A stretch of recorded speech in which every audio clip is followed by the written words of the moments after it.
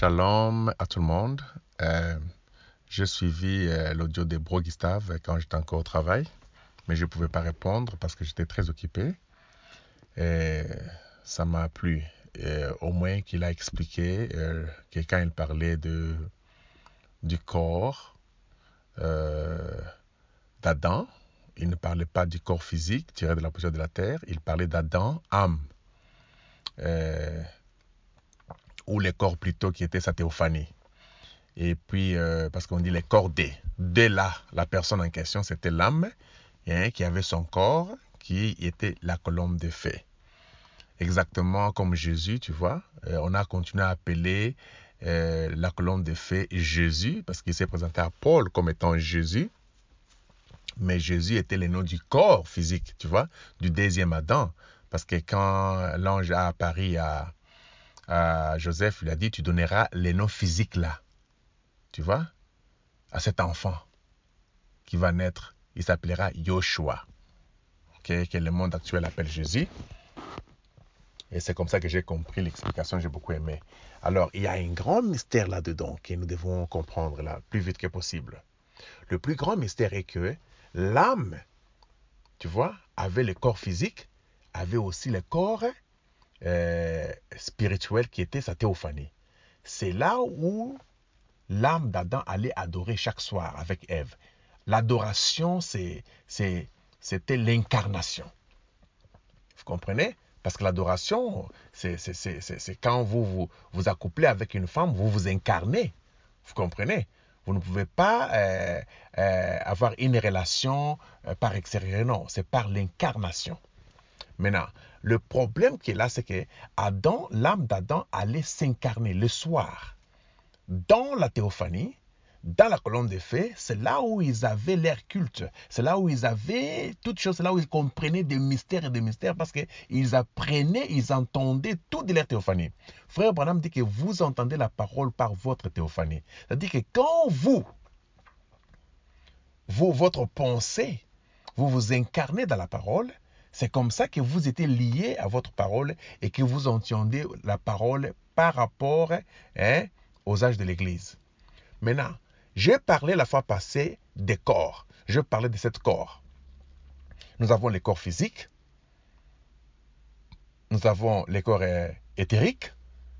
Les corps physiques, c'est les corps à 5 sens ici. Les corps éthériques, c'est les corps qui entourent ces corps ici.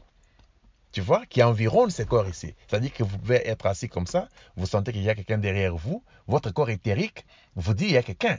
Vous sentez la personne et puis vous tournez, vous voyez la personne. Votre corps éthérique a toujours vu les choses. À un moment donné, il dit j'avais pensé à toi et je t'ai vu. Tu vois, c'est le corps éthérique. Les corps éthériques là voient des choses pour essayer un peu de protéger le corps animal ici. Parce que l'animal ici, vraiment, il est compliqué. Après les corps éthériques, nous avons ce que nous appelons les corps astrales. Le corps astral, c'est le corps émotionnel, le corps que vous allez rêver avec. Quand vous dormez la nuit, vous voyez, la personne là fait ceci, et un autre vous. Donc tous ces corps-là ont le même visage. C'est ça les grands mystères. Tous les corps-là ont le même visage. 7 corps, mais même visage. Alors après les corps astrales, nous avons ce que nous appelons les corps mentaux.